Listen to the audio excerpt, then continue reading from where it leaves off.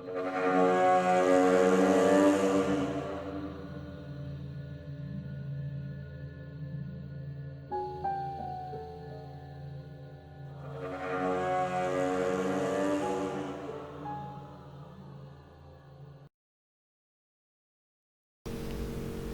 Friends, creepy creature के एक नए एपिसोड में आपका स्वागत है।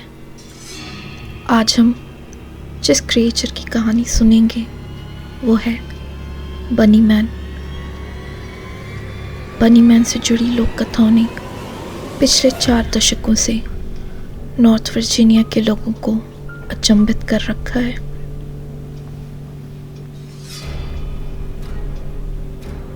20वीं शताब्दी की शुरुआत में एक पागल खाना हुआ करता था जो घने जंगलों के बीच स्थित था। यह जंगल क्लिफ्टन टाउन को फेयरफैक्स स्टेशन से अलग करता था। एक समय पर वो पागल खाना बंद हो गया। एक दिन उस पागल खाने के मरीजों को इकट्ठा किया गया और उन्हें एक बस में भरकर लॉर्टन प्रिजन की तरफ लेकर जाने लगे। रास्ते में बस पलटकर क्रैश कर गई। बहुत से मरीज भागने लगे मगर एक एक करके पकड़े गए, सिवाय एक के जिसका नाम था डगलस ग्रिफॉन। उसकी तलाशी करते हुए अस्पताल के कर्मचारी एवं पुलिस को रास्ते में आधा खाया हुआ खरगोश मिला और जब वो फेयरफैक्स स्टेशन ब्रिज पर पहुंचे तो वहां उन्हें चीर फाड़ कर लटकते हुए खरगोश मिले। महीनों तक वहां की स्थानीय पुलिस ग्रिफिन की तलाश करती रही मगर वो नहीं मिला। द बनी मैन की कहानी की शुरुआत 1970 में हुई। 18 अक्टूबर 1970 की देर शाम को एयरफोर्स कैडेट रॉबर्ट बेनेट और उनकी मंगेतर कार चलाते हुए कोलचेस्टर ब्रिज से गुजर रहे थे कि तभी उन्हें ज़ोर से ब्रेक लगाना पड़ा जब उनके सामने सलेटी रंग की बॉडी सूट में एक आदमी खड़ा हो गया। उसके कान की शेप खरगोश के कान से मिलती थी और उसके एक हाथ में कुल्हाड़ी थी।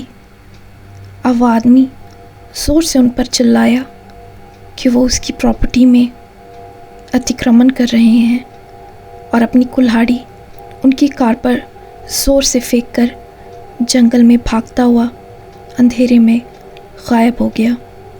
इस घटना में बेनेट और उनके मंगेतर को ज़्यादा चोट तो नहीं आई पर वो इतने ज़्यादा भयभीत थे कि कहानी का ब्यौरा ठीक प्रकार से नहीं दे पा रहे थे।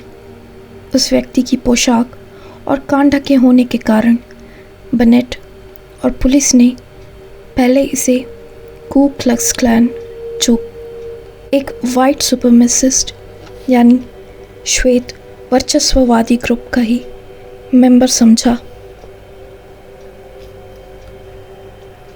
जिस व्यक्ति को अखबार वालों ने बनी मैन का नाम दिया था उसे पिछली घटना से 2 हफ्ते पहले एक कंस्ट्रक्शन साइट के सिक्योरिटी गार्ड ने देखा था।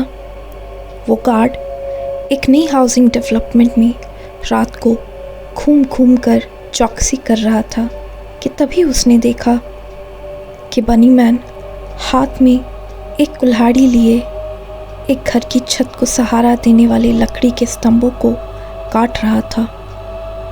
स्थानीय लोग मानते थे कि वो बदमाश नवयुवक था जिसने पुलिस को भी फ़ोन करके धमकाया कि वो इस हाउसिंग डेवलपमेंट का प्रसार ना करें क्योंकि उसके जंगल काटे जा रहे थे।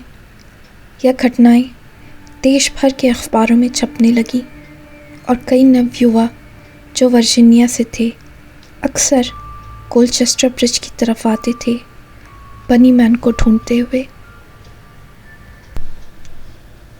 एक बार हैलोवीन फेस्टिवल के दिन 3 स्थानीय नवयुवक गायब हो गए।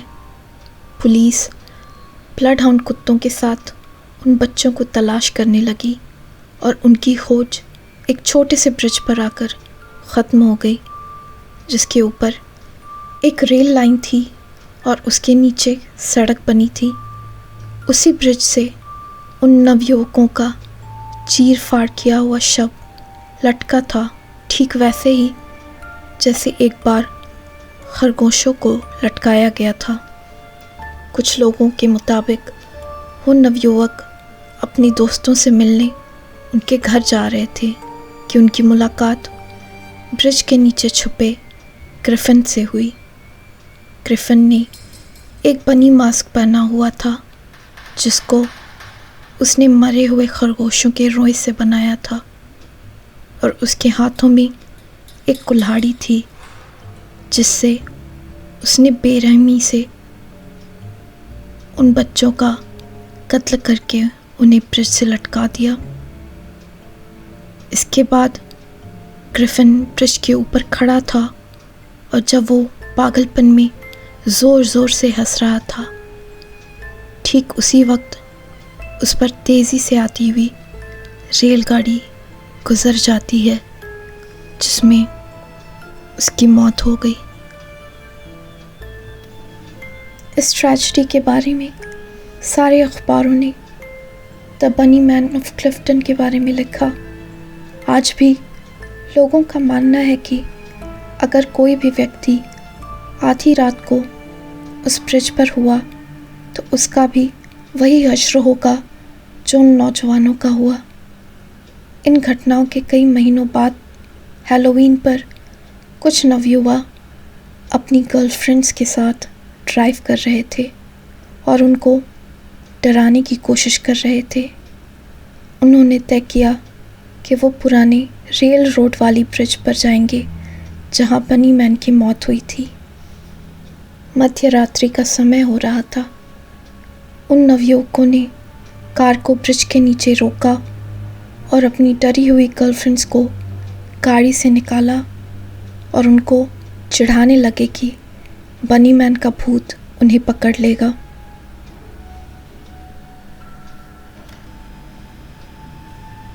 उनमें से एक लड़की, जो उनके चिढ़ाने से काफ़ी डर गई थी, उनको धक्का दिया और ब्रिज के नीचे भागकर दूर रोड की तरफ गई। तभी एक तेज़ रोशनी हुई, जिससे उसकी आंखें चौंधी आ गईं। कुछ समय बाद जब यह रोशनी छटी तो उसने देखा कि उसके दोस्तों की चीर फाड़ की हुई लाशें उस ब्रिज से लटक रही थीं और उनकी गाड़ी की विंडशील्ड पर खून से लथपथ एक कुल्हाड़ी फंसा कर रखी हुई थी। इस घटना के बाद वहाँ के स्थानीय बच्चे हर हैलोवीन फेस्टिवल को उस बनी मैन ब्रिज पर इकट्ठा होते हैं, पर मध्य रात्रि से पहले सभी वापस चले जाते हैं, क्योंकि कोई भी उस ब्रिज के नीचे रहकर बनी मैन का शिकार नहीं बनना चाहता।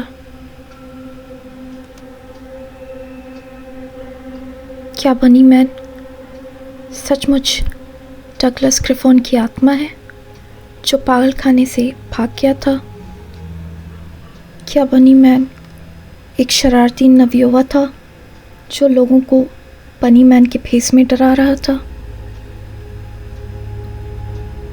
क्या बनी मैन एक सीरियल किलर था या महज लोगों के दिमाग का एक उपज? बनी मैन कौन था, इसकी कभी पुष्टि नहीं हुई।